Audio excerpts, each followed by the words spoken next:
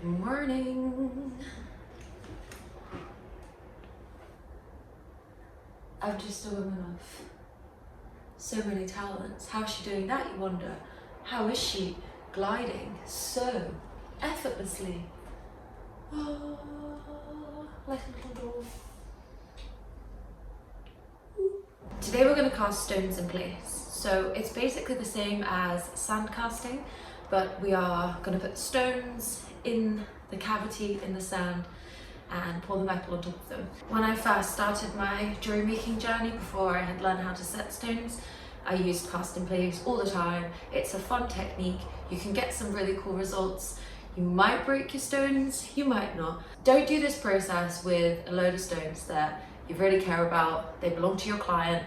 You've spent a load of money on them. Just don't risk it. Choose something cheap. Choose something that is going to work. I'll list in the description below a few stones that are really affordable and you can buy them on Etsy. They're sort of glass derivatives that sparkle and shine, but they will not be destroyed by the heat of the casting process. You are able to use diamonds, sapphires, some garnets, and your synthetic stones generally will withstand cast in place. I found a few other materials, like you can use sea glass. You can smash up sea glass, make some sea glass rings, that's cute. You can also use the stuff called Opalite, which I really like. It's really ethereal and got a beautiful purple iridescent quality to it. Like I said, it's a fun process, right? But it can go wrong and you've got to be prepared for it not working out fantastically. We're going to cast this stone, a yellow sapphire, in place on this signet ring. I'm going to position it in one of the corners and show you how to get the right placement. Right, let's get sand casting. If you need a bottom to top and top to bottom run through of how to sand cast a ring, please check out all of my previous videos on sand casting. The links should be here right now. First, you need to gather your tools, but seeing as you've already watched my previous videos, you will know exactly what tools you need.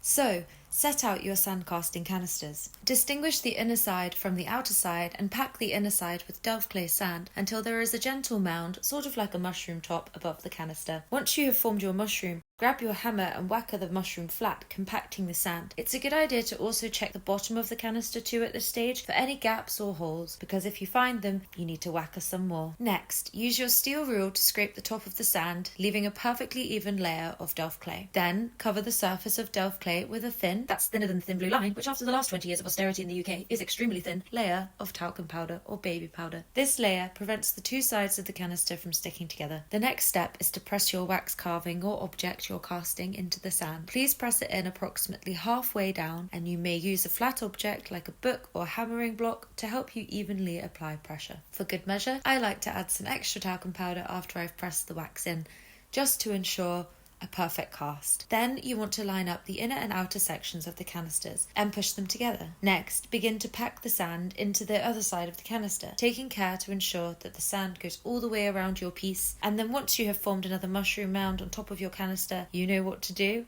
Whacker that mole.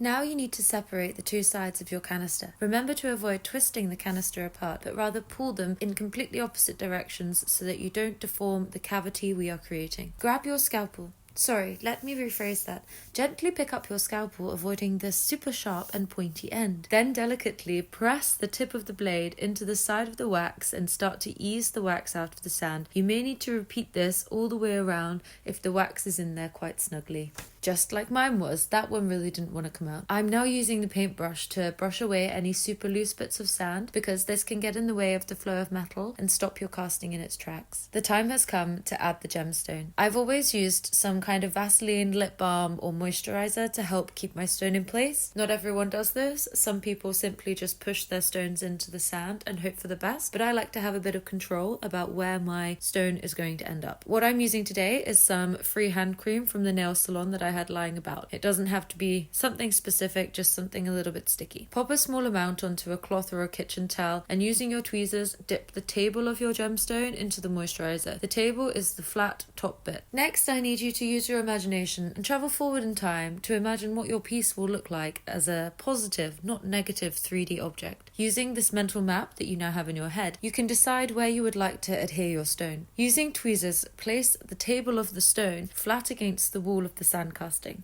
The moisturizer will evaporate when the metal arrives, and for now it just sticks it in place. Please repeat this step for as many times as you need for as many stones that you are using. There is sort of an upper limit to how many stones you can use, but I suggest that you go away and experiment, buy cheap materials, don't worry about effing it up, and just enjoy the happy accidents that emerge from this wonderful process. Naturally, the next step is to slice in the air shafts using the scalpel. They do not need to be deep, they just need to cut through the sides of the cavity. Then grab a spare drill bit and push it all the way through the sand at the end of each air shaft. This creates a tunnel so that the air can be displaced by the metal when you pour it in. Before we put the two sides of the canister back together, we need to cut the sprue. I use the openings on the canister as guidance for cutting. Once you have cut the sprue, remember to press down any loose sand, and voila, we're ready to cast in place.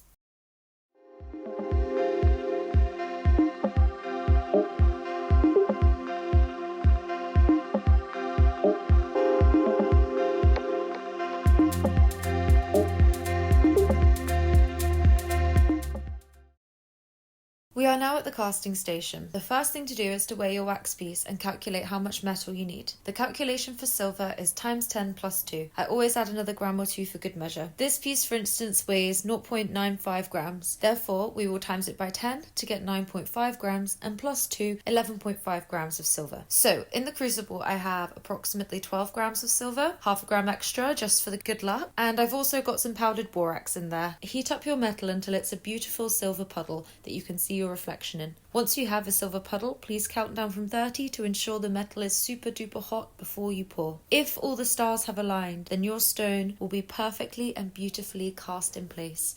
All that will be left for you to do is to clean up that casting.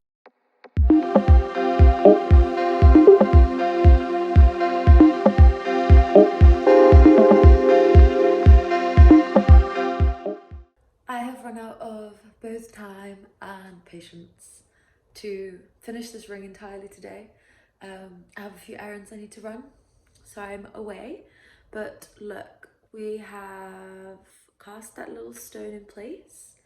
Very subtle, very cute look. I think that this would sell quite well to a man at a market, which I've got a few of coming up in Glasgow in August. So watch the space for more information regarding those, where all of these things that you see me make will be able to purchase. Okay, bye!